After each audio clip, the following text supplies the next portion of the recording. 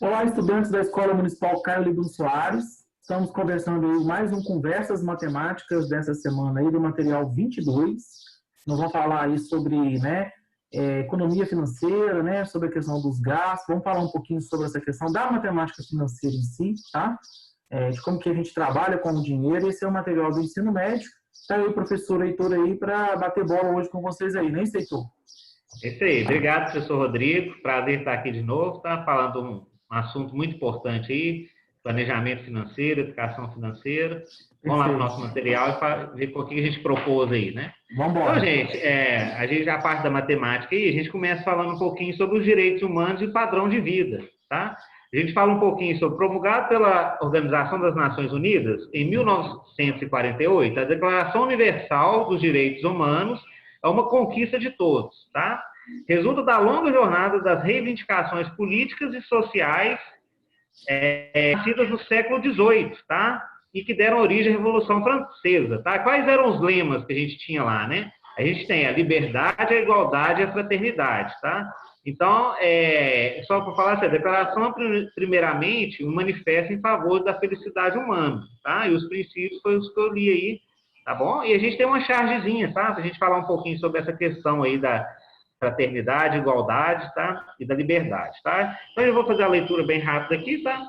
Todas as pessoas nascem livres e iguais em dignidade e direitos. São dotadas de razão e consciência e devem agir em relação umas às outras com espírito de fraternidade, tá? Então, a gente vê aí um ato nobre do nosso personagem, tá? Ele está sendo muito fraterno, muito cooperativo com o amigo dele aí, tá? E nessa questão, se todos estão no mesmo patamar, vamos dizer assim, né, Rodrigo? Então, todo mundo no mesmo patamar, e isso quer dizer uma charge aí, tá? Independente de sexo, condição social, física, tá? Todo mundo tem os mesmos direitos, tá? E isso que quis dizer um pouquinho a Declaração dos Direitos Humanos, tá? Professor, mas na prática é isso que acontece? Aí já é um pouco outra história, né? Mas, assim, essa declaração foi pensada nisso, tá? Pensada nesses três princípios aí da liberdade, fraternidade e igualdade, tá? Aí a gente destaca um artigo aí, tá? O artigo 25, tá? São 30 artigos no total, a declaração. A gente vai destacar esse artigo para fazer a leitura, tá? Todo ser humano tem direito a um padrão de vida capaz de assegurar a si e à sua família saúde, bem-estar, inclusive alimentação, vestuário, habitação, cuidados médicos e os serviços sociais indispensáveis e direito à segurança em caso de desemprego, doença, invalidez, viuvez, velhice ou outros casos de perda dos meios de subsistência em circunstâncias fora do seu controle, tá bom? A gente tem um pouquinho no Brasil aqui, a gente tem o Instituto Nacional de Segurança, o INSS, né? E o INSS cobra um pouquinho que diz esse artigo, né? A gente tem a Seguridade Social, a gente tem os direitos assegurados pelo INSS, as pensões, e o INSS é um órgão federal que é pago por direito contribuinte, né? Todo mundo paga um pouquinho, tá? Desses benefícios que são concedidos a quem de direito precisa, tá bom? Quando falamos em padrão de vida, então a gente fala um pouquinho desse artigo, fala padrão de vida, né? Ou seja, todo ser humano, ele é digno e tem direito, e sua família ao bem-estar, à alimentação, a direito à habitação, à saúde, à educação, tá? Esses são, o padrão de vida que seria, assim, mínimo para qualquer ser humano, tá bom? Quando falamos em padrão de vida, estamos referidos não só às condições necessárias à nossa sobrevivência, mas também ao conjunto de todas as coisas que tornam a vida plena e agradável, a qualidade de vida, né, que a gente tem, tá bom? A gente vai vir agora no próximo slide um pouquinho sobre essa qualidade de vida, como que está no Brasil, tá? A gente vai falar um pouquinho sobre PIB per capita, tá? E a gente vai trazer alguns destaques aí dessa reportagem, tá? Bacana. Então, essa reportagem aqui, gente, é para fazer a gente aguçar um pouquinho a nossa análise crítica, né, em relação a essas questões que o Heitor fala dos direitos aí, né? Então, ó, qual que é a chamada da reportagem lá? Padrão de vida no Brasil deve retroceder, ou seja, né, piorar em 12 anos com crise interna. Recuo previsto para o PIB per capita em 2020 foi já visto né, durante a década de 40, de 1940, quando o país passava pelo período pós-Segunda Guerra Mundial. Você deve ter estudado isso aí com os professores de vocês de humanas, né? Se não estudou, ainda vão estudar, né? O período pós-guerra, né? Que é um período que é importante da história aí, onde aconteceram várias crises, né? Econômicas, não é isso? Como a madrasta, né, do desenho animado, a pandemia jogou terra no piso, né, que estava sendo limpo, com muita dificuldade e lentidão pelo Brasil durante as últimas décadas, né? Esse momento agora que a gente está vivendo aí.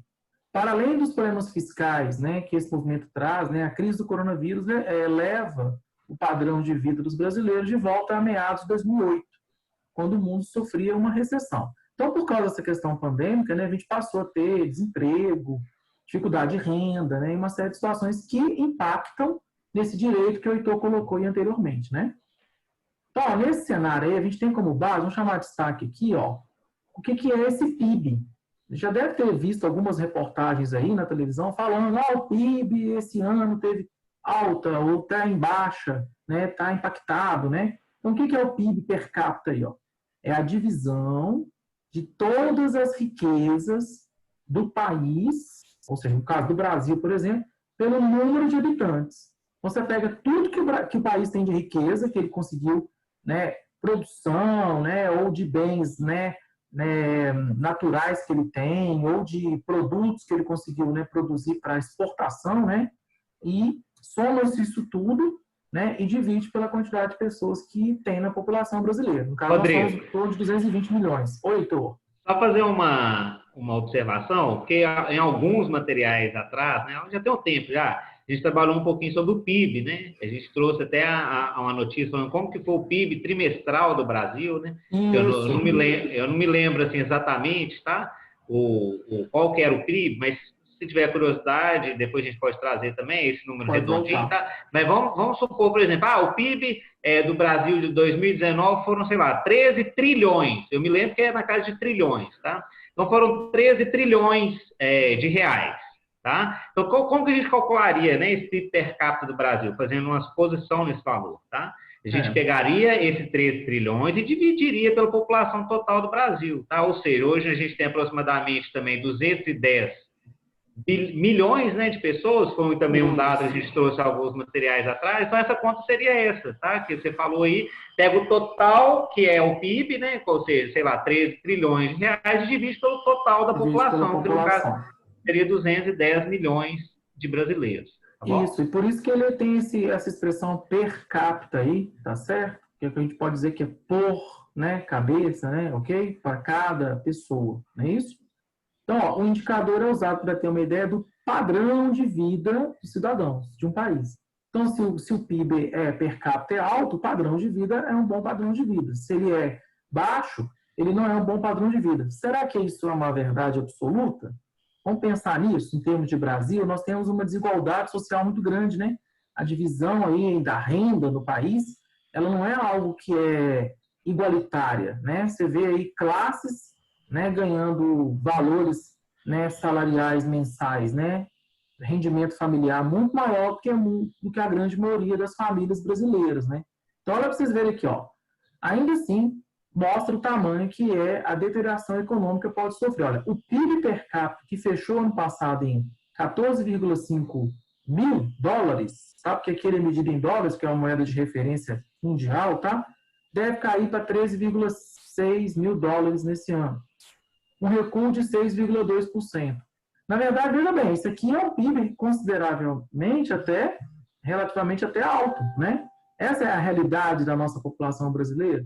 A gente tem uma renda per capita, ou seja, renda por cabeça de algo em torno de 14,5 mil dólares. Lembrando que o dólar está em casa de 5 e pouco, né? Então você teria que pegar esse valor e multiplicar por 5 para passar para real, né? Vamos dizer isso. assim, né? Então, quer dizer, o valor é muito maior ainda aqui no rendimento, né, mensal, que a gente sabe que não é a grande realidade da população brasileira que vive, por exemplo, de um salário mínimo, né?